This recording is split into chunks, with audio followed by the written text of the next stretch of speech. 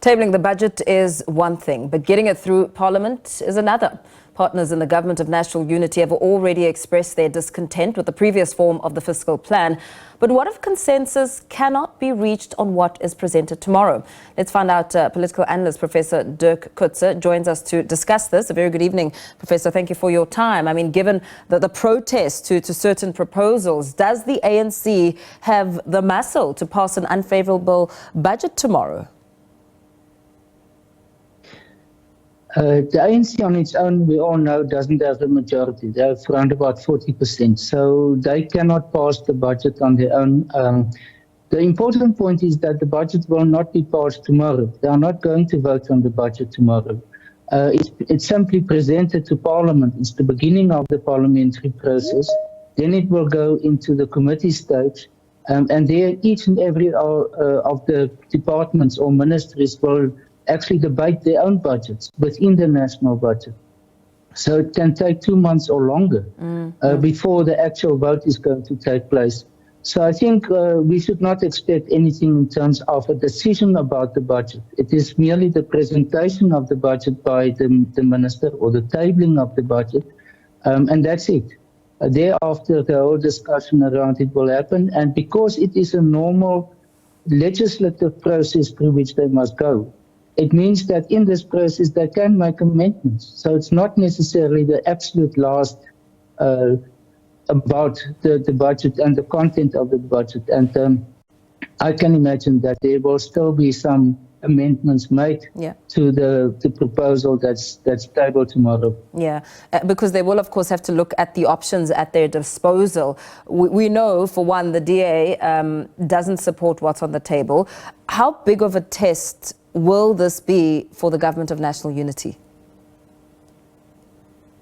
Well, the budget is, I would say, actually the biggest test of all the different issues that's on the agenda of the Government of National Unity, because the budget is, in essence, the authorization of what the government can do in financial terms. So the implementation, the plans that the different parties have in mind and that they bring to the table as part of the Government of National Unity, ultimately, the budget is where the prioritization is made about which ones will ultimately be addressed and which ones will be in the back burner. So this is absolutely essential. And we've seen in many other countries that the budget becomes the real decision, especially when it's about coalition governments. And therefore, in some countries, that is also where if they couldn't come to an agreement, it was the end of the coalition. I don't predict that. But it is essential that the different parties find each other when it comes to the priorities of the budget. And can they find a way to navigate these turbulent waters? What will it take? Well, I think what we've seen is already that a lot of discussions, negotiations, consultations, dialogue, you can name it, anything, has taken place. Within the Government of National Unity, there is a type of a dispute resolution mechanism that's chaired by the Deputy President. That's one way of doing it. But I think what is going to be, if after tomorrow, there is still a wide gap between the different parties, then it will be informal type of negotiations or dialogue that will happen between the different parties. I cannot really see that they are going to collapse the Government of National Unity because of this. This is too important. It is too essential about them. And I think this is going to be a test to what extent the parties can find each other on really fundamental issues. It's too important, but what would the consequences be of it not getting passed? Well, then there is an impasse. But, you know, the complication is that they cannot call a new election then. The Constitution is saying that a new election can only be held 3 years after the original election. That means only in 2027.